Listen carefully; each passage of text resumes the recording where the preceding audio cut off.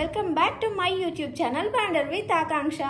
నేను మీ ఆకాంక్ష. ఈరోజు అయితే నేను మీకు కొర్రలతో ఎగ్ బిర్యానీ ఎలా చేయాలో చూపించబోతున్నాను. ఈ వీడియోని మధ్యలో ఎక్కడా స్కిప్ చేయకుండా మొత్తం చూడండి. ఇదైతే నా ఓన్ రెసిపీనే. అంటే బిర్యానీలు అందరూ చేస్తూనే ఉంటారు, బట్ ఇది నా ఓన్ రెసిపీ అనమాట. అంటే నేను అవి ఇవి చూసి ఏం చేయట్లేదు, జస్ట్ నేను క్యాజువల్గా చేస్తున్నాను. సో ఇంకెందుకు ఆలస్యం, let's get in to the video. So ఇప్పుడైతే ఫస్ట్ నేను ఎగ్స్ని బాయిల్ చేస్తున్నాను. నేనైతే 4 eggs తీసుకున్నా ఇందులోకి. యాక్చువల్లీ మా ఇంట్లో ఉండేది 3 members, బట్ ఇంకో ఎగ్ ఎక్స్ట్రా ఎందుకు అంటే ఇంకా లోపల ఎగ్ ఎల్లో ఎగ్ అనేది మా ఇంట్లో ఎవ్వరు తినరు. ఎల్లో ఎగ్స్ని మేము బయట స్ట్రే డాగ్స్కి వేసేస్తాము నైట్ ఫుడ్ పెట్టేటప్పుడు. సో అందుకోసమని 4 తీసుకున్నాము. సో ఇప్పుడైతే ఇందులో కొద్దిగా ఆయిల్ వేయాలి అండ్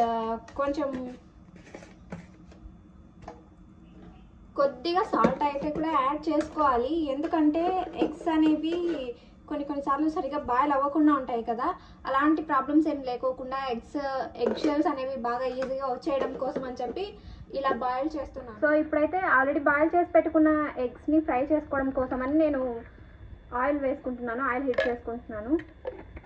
పెట్టేసుకోవాలి, కాట్లు పెట్టేసుకొని ఆయిల్లో వేయాలి. చూస్తున్నారు కదా. సో ఇప్పుడైతే ఈ మసాలాని అందులో యాడ్ చేసేసుకోవాలి.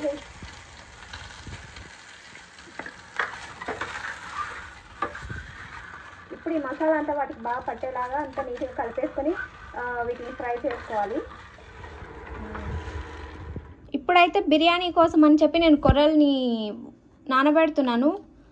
సో ఫస్ట్ అయితే ఒక పెద్ద గ్లాస్కి తీసుకుంటున్నా అండ్ చూస్తున్నారు కదా, ఈ గ్లాస్ ఫుల్గా అయితే తీసుకుంటున్నాను నేను మిల్లెట్స్ని.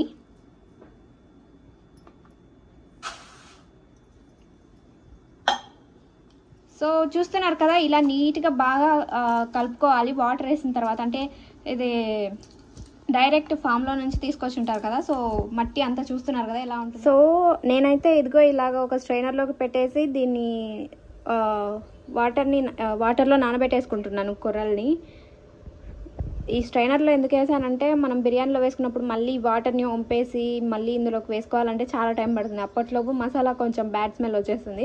సో అందుకోసం అని చెప్పి నేను ఇలాగ ఒక స్ట్రైనర్లో పెట్టేసుకున్నాను కొర్రల్ని ఫస్టే.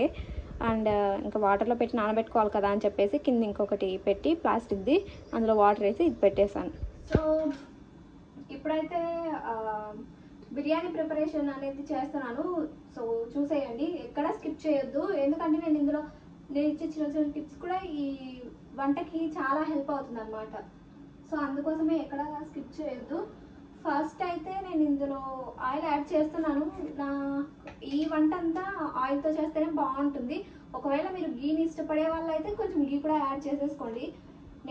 నా దగ్గర ప్రజెంట్ గీ లేదు, అందుకే నేను గీ యాడ్ చేయట్లేదు. లేకపోతే ఆయిల్ కన్నా నేను గీనే ఎక్కువ ప్రిఫర్ చేస్తాను అనమాట. ఎందుకంటే ఆయిల్ కన్నా గీ చాలా హెల్దీ. అది గుడ్ ఫ్యాట్, ఇది బ్యాడ్ ఫ్యాట్ అనమాట. సో ఎప్పుడైనా గుడ్ ఫ్యాట్లోకి నేను ఒక 3 spoons ఆయిల్ని అయితే యాడ్ చేస్తున్నాను. ఇప్పుడు ఇందులోకి కొద్దిగా పోపు దినుసులను అయితే యాడ్ చేసేసుకోండి. ఇందులోకి కొన్ని బిర్యానీ ఆకులు, ఒక చెక్క కొంచెం వేస్తున్నాను. మీరు చూసి వేసుకోండి, దాల్చిన చెక్క ఎక్కువ వేయద్దు. అండ్ రాతి పువ్వు కొంచెం, లవంగాలు అయితే నేను 3 వేస్తున్నాను. మీరు కూడా చూసి వేసుకోండి. లవంగాలు ఎక్కువ వేసామంటే చాలా ఎక్కువ ఘాటుగా ఉంటుంది, సో అందుకోసం నేను వేస్తున్నా. అండ్ యాక్చువల్లీ జాజికాయ కూడా వేసుకోవాలి. నేను అంత పౌడర్ చేసి పెట్టున్నా, కొంచెం మాత్రమే ఉంది, కొద్దిగా మాత్రమే ఉంది. జాజికాయ వేసుకున్నాను. జాజికాయ వేసుకుంటే ఆ స్మెల్లే వేరు అస్సలు. అండ్ ఒక 4-5 యాలకులు వేసుకుంటున్నా. 4-5 యాలకులు వేస్తున్నా. అండ్ కొద్దిగా షాజీరా కూడా వేస్తున్నా. బిర్యానీలోకి షాజీరా లేకపోతే ఏం బాగుంటుంది. సో ఇప్పుడైతే ఇందులోకి నేను ఒక 2 పచ్చిమిర్చి చీలికలు వేస్తున్నాను. అండ్ అలాగే కొద్దిగా ఆనియన్స్ కూడా వేస్తున్నాను.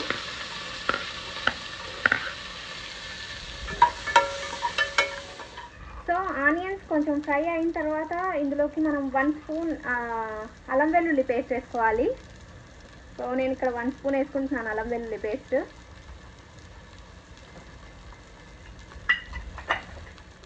సో ఇప్పుడైతే ఇందులోకి ఆల్రెడీ సన్నగా కడిగి సన్నగా కట్ చేసి పెట్టుకున్న 2 టొమాటోలను అయితే యాడ్ చేసేసుకోవాలి. మీడియం సైజ్ ఉన్న టొమాటోల్ని నేను 2 తీసుకున్నాను, మీరు కూడా చూసి తీసుకోండి. అండ్ ఇప్పుడైతే వీటిని బాగా కలిపేసుకొని ఒక 5 మినిట్స్ మగ్గించుకోవాలి. 5 మినిట్స్ మూత పెట్టి మగ్గించేసుకోవాలి వీటిని.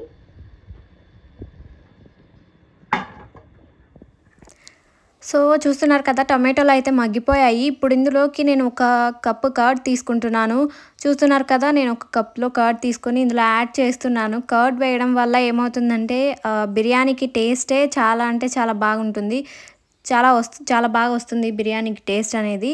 సో చూస్తున్నారు కదా, మొత్తం ఇలా బాగా మిక్స్ చేసేసుకోవాలి కర్డ్ వేసేసి. సో మొత్తం అంతా కలిపేసుకొని ఒక 2 మినిట్స్ ఫ్రై చేసేసుకోవాలి బాగా. ఆ తర్వాత ఇందులోకి 1 spoon red chilli powder add చేసేస్తున్నాను నేను. మీరు స్పైసీనెస్ ఎక్కువ కావాలనుకుంటే ఇంకొంచెం ఎక్కువే యాడ్ చేసేసుకోండి. నాకైతే 1 స్పూన్ సరిపోతుంది. అండ్ నెక్స్ట్ వచ్చేసి ఇందులోకి నేను బిర్యానీ మసాలా ఉంటుంది కదా, నార్మల్గా బిర్యానీ మసాలాని యాడ్ చేస్తున్నాను. యాక్చువల్లీ నేను బిర్యానీ మసాలా బయట నుండి తెప్పించుకున్నాను. ఇదిగో చూస్తున్నారు కదా, ఇక్కడ నేను ఒక 2 స్పూన్స్ యాడ్ చేశాను బిర్యానీ మసాలా ఇందులో. ఇది నార్మల్గా బయట దొరుకుతుంది షాప్స్లో, సో తెచ్చుకోండి. అండ్ నెక్స్ట్ అయితే ఇందులోకి నేను కొద్దిగా జీరా పౌడర్, ధనియా పౌడర్ ఇంకా యాడ్ చేస్తాను. అండ్ సాల్ట్ కూడా చూసి యాడ్ చేసుకోవాలి. సో గరం మసాలా జస్ట్ కొద్దిగా మాత్రమే యాడ్ చేస్తున్నాను, ఎందుకంటే ఇందులో ఆల్రెడీ బిర్యానీ మసాలా యాడ్ చేస్తున్నాను కదా, సో అందుకోసమని నేను ఇందులో గరం మసాలా లైట్గానే యాడ్ చేసేసాను. నెక్స్ట్ ఇందులోకి 1/2 టీ స్పూన్ ధనియా పౌడర్ అయితే యాడ్ చేశాను. అండ్ ధనియా పౌడర్ కూడా ఎక్కువ యాడ్ చేయొద్దు, యాడ్ చేస్తే ఇందులో టేస్ట్ అనేది మారిపోతుంది. సో నేను ఇక్కడ జీరా పౌడర్ వేసాను, బట్ అది క్లిప్ ఎక్కడో మిస్ అయింది. సో చూస్తున్నారు కదా, మొత్తం అంతా మిక్స్ చేసేసుకోవాలి బాగా నీట్గా.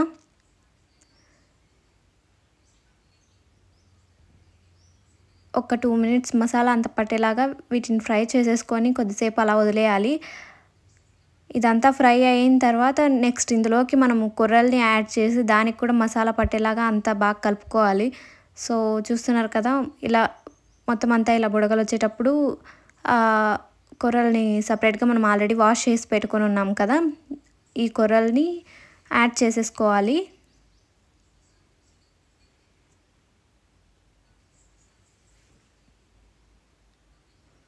సో చూస్తున్నారు కదా, మొత్తం కొర్రలను అయితే తీసేసుకున్నాను నేను.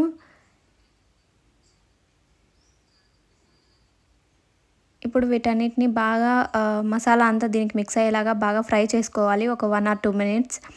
యాక్చువల్లీ మీరు రైస్ని నానబెట్టకపోతే వాటర్ 1 కప్పు కూరలకి 3 కప్పు వాటర్ తీసుకోండి. వీటిని నానబెట్టింటే కనుక ఒక 2 కప్స్ అయితే సరిపోతాయి, 1 కప్కి 2 కప్స్. ఇప్పుడైతే దీంట్లోకి పుదీనా కొత్తిమీర యాడ్ చేసేసుకోవాలి. నాకు ఏ రైస్లోకైనా పుదీనా కొత్తిమీర లేకపోతే అస్సలు తినాలని ఇంట్రెస్టే ఉండదు అనమాట. నేను అందుకే కొంచెం ఎక్కువగానే వేసుకుంటాను పుదీనా కొత్తిమీర. పెట్టేసుకుని మీడియం ఫ్లేమ్లో ఒక 20 మినిట్స్ బాయిల్ చేసేసుకోండి. రైస్ అయితే రెడీ అయిపోతుంది. సో రైస్ అయితే బాయిల్ అయ్యేలోపు ఇప్పుడు మనం దాల్చాకి అయితే ప్రిపేర్ చేసేసుకుందాము. ఫస్ట్ అయితే నేను ఒక చిన్న కప్పుతో 1 కప్పు కందిపప్పు తీసుకున్నాను అనమాట, దాల్చా చేయడం కోసం అని చెప్పేసి. సో నెక్స్ట్ వచ్చేసి ఇందులోకి కొన్ని పచ్చిమిర్చి తీసుకోవాలి. ఈ పచ్చిమిర్చి అనేది మీ స్పైసీనెస్ బట్టి తీసుకోండి. మీరు కొంచెం ఎక్కువ స్పైస్ తినేలాగా ఉంటే కొంచెం ఎక్కువే తీసేసుకోండి, తక్కువ తినేలాగా ఉంటే కొంచెం తక్కువగానే చూసి వేసుకోండి. నెక్స్ట్ ఇందులోకి నేనైతే 2 వంకాయలని తీసుకున్నాను. వీటన్నిటిని బాగా నీట్గా కడిగేసుకొని తర్వాత ఈ వాటర్ని అంతా వంపేసి తర్వాత మంచి వాటర్ పట్టేసుకొని, చూస్తున్నారు కదా ఇలాగ మంచి వాటర్ పట్టేసుకోవాలి. ఎక్కువ వాటర్ వేయకూడదు, ఎక్కువ వాటర్ వేసేస్తే సరిగా బాయిల్ అవ్వదు అండ్ వాటర్ అంతా పైకి వచ్చేస్తుంది కుక్కర్ పైకి. సో నెక్స్ట్ ఇందులోకి కొద్దిగా పసుపు యాడ్ చేసేసుకోవాలి. అండ్ ఇందులోకి కొద్దిగా ఆయిల్ కూడా యాడ్ చేసేసుకోవాలి. అప్పుడే దీనికి టేస్ట్ చాలా బాగా వస్తుంది. సో చూస్తున్నారు కదా, ఇలా మూత పెట్టేసి కుక్కర్ పెట్టేసుకోవాలి. ఒక 3 విజిల్స్ వచ్చే వరకు పెట్టేసుకొని తర్వాత తీసేసుకొని, ఇదిగో ఇలా చూస్తున్నారు కదా, ఎక్స్ట్రా వాటర్ అంతా వేరే గిన్నెలోకి షిఫ్ట్ చేసేసుకొని ఆ వాటర్లోనే ఒక చిన్న నిమ్మకాయ సైజ్ అంతా చింతపండుని యాడ్ చేసుకోవాలి. సో చూస్తున్నారు కదా, ఇప్పుడు ఇందులోకి కొద్దిగా సాల్ట్ యాడ్ చేసేసుకొని నెక్స్ట్ దీన్నంతా బాగా రుబ్బుకోవాలి. చూస్తున్నారు కదా, ఇలా మొత్తం అంతా రుబ్బేసుకోవాలి. పచ్చిమిర్చి, వంకాయలు అంతా బాగా మెత్తగా అయ్యేలాగా. నెక్స్ట్ చూస్తున్నారు కదా, ఈ చింతపండు వేసుకున్నాం కదా, ఇది చింతపండు అంతా రసం తీసుకోవాలి బాగా.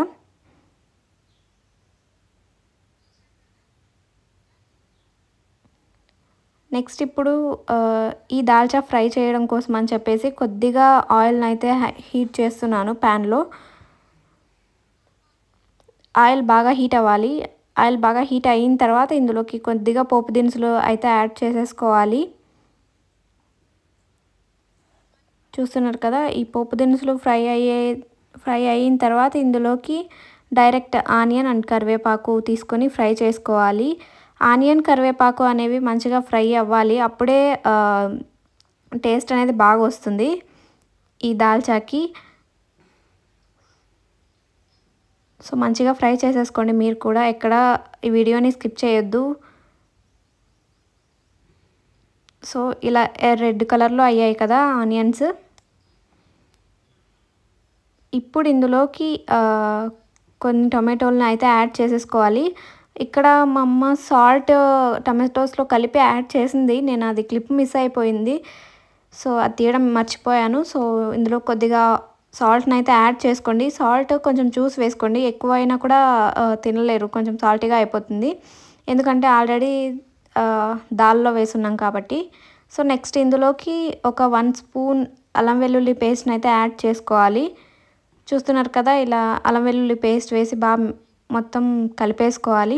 యాక్చువల్లీ ఇక్కడ నేను టమాటోస్ వేసిన తర్వాత అల్లం వెల్లుల్లి పేస్ట్ వేసాను, ఎందుకంటే మంచి అరోమా రావాలంటే మనం టమాటోస్ వేసిన తర్వాత వేస్తేనే మంచి అరోమా అనేది వస్తుంది.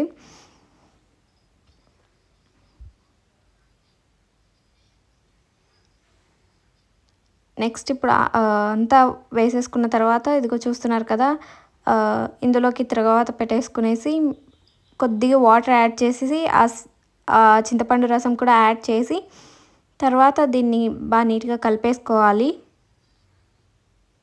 అండ్ నెక్స్ట్ అయితే అంతా కలిపేసుకుని పొయ్యి మీద పెట్టేసుకున్నాం కదా, ఇప్పుడు కొద్దిగా ధనియా పౌడర్ అయితే యాడ్ చేసుకోవాలి. ఒకవేళ మీరు స్పైసీనెస్ సరిపోయిందా లేదా అనేసి ఒకసారి మీరు చెక్ చేసేసుకొని, సరిపోకపోతే కొద్దిగా రెడ్ చిల్లీ పౌడర్ యాడ్ చేసేసుకోండి. ఫైనల్లీ పుదీనా కొత్తిమీర అయితే నేను యాడ్ చేసేసాను. కొద్దిగా టేస్టింగ్ సాల్ట్ ఫైనల్గా, అంటే లాస్ట్ ఇంకా రైస్ బిగించుకుంటుంది అంటారు కదా, ఆ టైంలో కొద్దిగా టేస్టింగ్ సాల్ట్ వేసి మొత్తం ఒకసారి అంత నీట్గా కలిపి మనం ఎగ్స్ని కూడా యాడ్ చేసుకోవాలి.